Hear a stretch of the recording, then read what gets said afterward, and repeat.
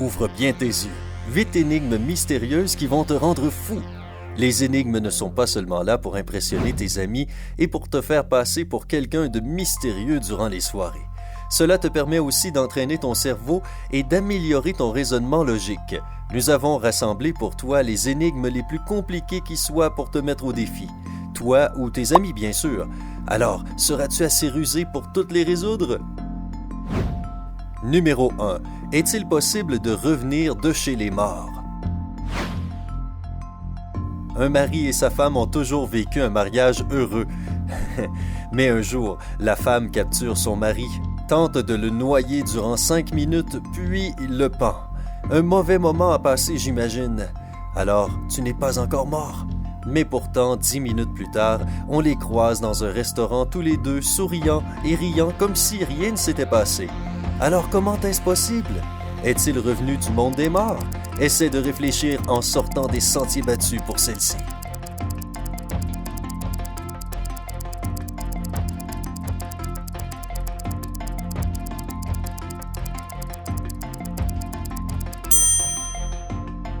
Et pas de triche, hein?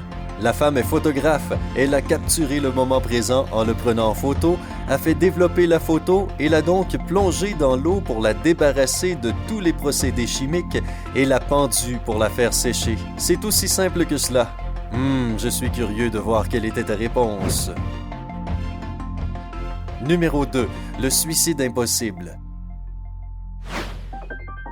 La police a trouvé le corps d'une femme qui se serait pendue elle-même. Bien, nous avons donc un corps. Toutefois, la chambre où elle s'est pendue n'a pas de fenêtre, de porte, de table, ni autre sorte de meuble. Il n'y a qu'une flaque d'eau au sol. Comment pourrais-tu devancer la police et trouver exactement comment elle a été capable de se pendre? Le chronomètre est en marche.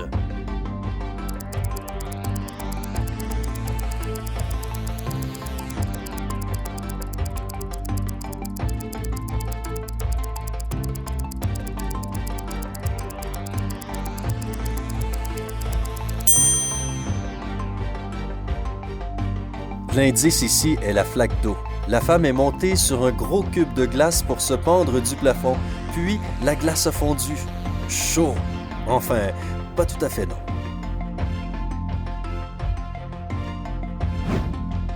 Numéro 3. Les nombres mortels. Un détective qui avait passé des jours à traquer un réseau de contrebande internationale est soudainement porté disparu. Mais il a été assez rusé pour essayer d'aider les enquêteurs dans leur recherche en laissant un indice, ou plutôt une sorte de code. 53771 La police a 3 suspects principaux, Jean, Gilles et André. Sauras-tu craquer le code du détective et aider la police à arrêter le bon criminel? Dépêche-toi, tu ne disposes que de 15 secondes.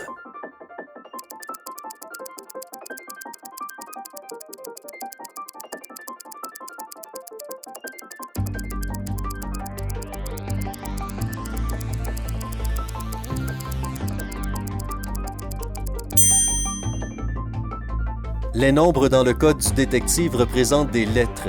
Si tu lis à l'envers, tu t'apercevras qu'il est écrit « Gilles ». C'est donc Gilles, notre homme. Passez-lui les menottes.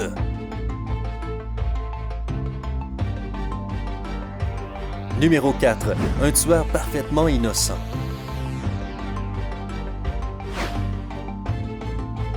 Par un jour de beau temps, Daniel tue sa femme. Il le fait en public, juste devant des tonnes de témoins qui ne l'empêchent absolument pas de passer à l'action d'ailleurs. Pour couronner le tout, Daniel n'est même pas arrêté ni suspecté du meurtre de sa femme. Enfin, c'est un système pénal très compliqué. Comment est-ce possible? Réfléchis-y.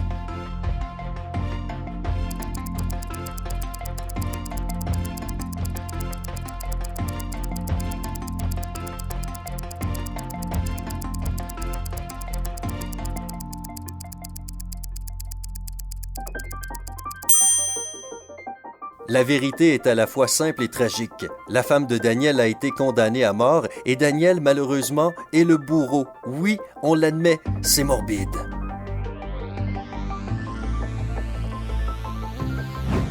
Numéro 5. Meurtre dans le parc. Un homme se promenait tranquillement dans le parc quand tout à coup il a été touché par balle à l'estomac. Un témoin a vu que le tireur était brun, avait les yeux bleus et qu'il portait un costume Armani ample. Le suspect principal est Sean Baker, qui correspond à la description en tout point. La police interroge donc Sean, qui donne sa propre version. « Je me promenais simplement dans le parc quand j'ai vu cet homme marcher dans l'allée. Puis, un autre homme est brusquement apparu en venant de derrière et lui a tiré dessus. Je suis rentré chez moi aussi vite que possible. » Le policier lui demande de lui donner une description du tireur. Il répond « Il avait une moustache rousse, des cheveux roux et un costume Armani ample. » Toutefois, l'un des enquêteurs dit que Sean ment. Comment le sait-il?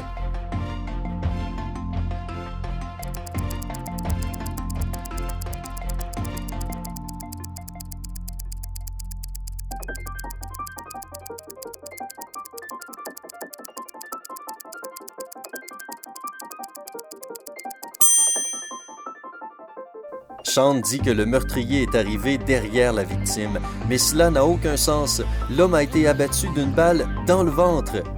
Au fait, si tu aimes autant que nous les énigmes de détective et si tu veux améliorer ta logique, regarde notre dernière vidéo. Teste tes capacités pour voir si tu fais partie de ces gens spéciaux. Et maintenant, revenons aux mystérieuses énigmes de notre liste. Numéro 6. Les frères de Lansdale. Christian, non pas Christian Clavier, un autre, a été retrouvé mort, poignardé dans son appartement. Les dernières personnes à l'avoir vu vivant étaient les frères Lansdale, Joseph, André, Antoine, Marc et Benjamin. Oui, j'ai pensé à la même chose que toi, ils pourraient avoir leur propre équipe de basket. Tous les 5 avaient un mobile et une occasion de tuer Jones, donc la police n'a pas pu trouver le tueur. Puis, l'un des détectives a reçu une lettre anonyme disant « Le marquis de Lansdale, c'est lui le tueur ». 10 minutes plus tard, la police arrête le meurtrier. Qui ont-ils arrêté et comment ont-ils su que c'était lui?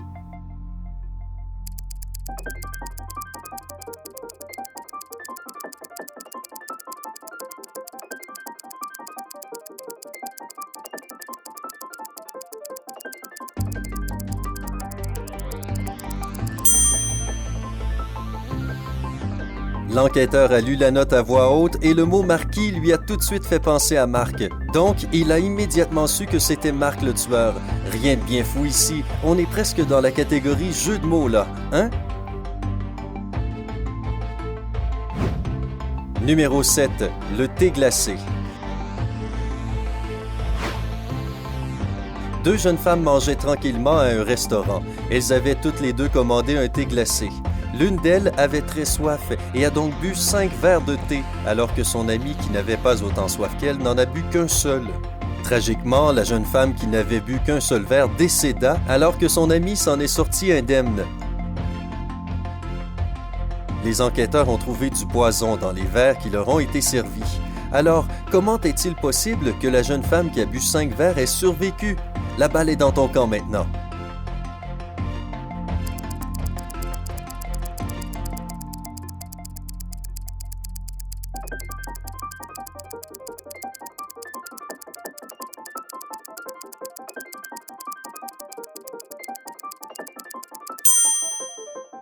Il se trouve que le poison était dans les glaçons, donc la glace dans le thé que la femme a bu rapidement n'a pas eu le temps de fondre, mais les glaçons dans le verre de l'autre jeune femme ont eu tout le temps de fondre et de libérer le poison qu'ils contenaient. Affaire classée. Sauf que, est-ce que le serveur a obtenu un petit pourboire pour avoir mis du poison dans les glaçons?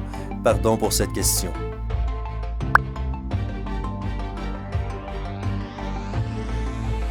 Numéro 8.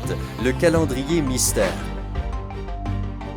Un homme nommé Alex séjournait dans une maison d'hôte avec quelques-uns de ses amis. Mais une nuit, il a été trahi et tué par l'un d'entre eux. Ouais, un ami, dis-tu? Avant qu'Alex ne meure, il a réussi à prendre quelques notes rapides dans son calendrier de poche, de manière à aider la police à trouver le nom du tueur. Il a encerclé les dates du 1er février, du 4 juillet, du 2 août, du 7 janvier, le 3 juin, le 2 mars et enfin le 1er novembre.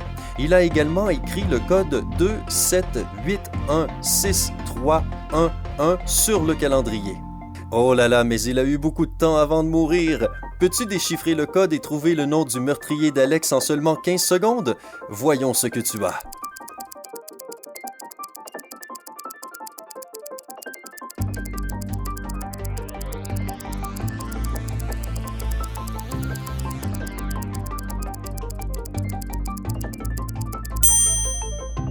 Le nom du tueur d'Alex est Florian. Comment peut-on le savoir? Eh bien, le code 27816311 symbolise l'ordre des lettres du nom et les dates encerclées représentent le numéro de la lettre dans le mois correspondant. D'accord, reprenons. Le premier nombre est 2, ce qui représente le mois de février. Comme le 1er février est entouré, cela veut dire que l'on prend la première lettre de février, F, le chiffre 7 nous amène à juillet et le chiffre 4 nous indique que c'est la lettre L. Le numéro suivant est 8 et le 2 août est entouré, donc O. Tu suis toujours? Le prochain numéro de la série est 1 pour le mois de janvier et c'est le 7 qui est entouré pour la lettre R. Prochain numéro, le 6 pour le mois de juin. On retient donc la troisième lettre du mot juin, donc I. Ensuite, c'est le mois de mars qui nous intéresse et on prendra la lettre A puisque c'est le 2 mars qui est entouré. Enfin, le numéro 11 nous indique le mois de novembre et c'est le 1er novembre qui est entouré, donc on prend la lettre N. Très bien pensé, Alex. Sauf que cela t'a sûrement pris 30 minutes avant de trouver le code et de l'écrire. Tout ça au lieu d'appeler la police. Malin, hein? Allez, ne nous prends pas pour des idiots. Comment as-tu fait? Alors, combien de ces énigmes as-tu résolues? Dis-nous dans les commentaires ci-dessous. Assure-toi de nous donner un j'aime et de mettre tes amis au défi en partageant cette vidéo avec eux. N'oublie pas de t'abonner à notre chaîne pour trouver d'autres idées et pour faire d'autres casse-têtes tout aussi amusants sur Sympa.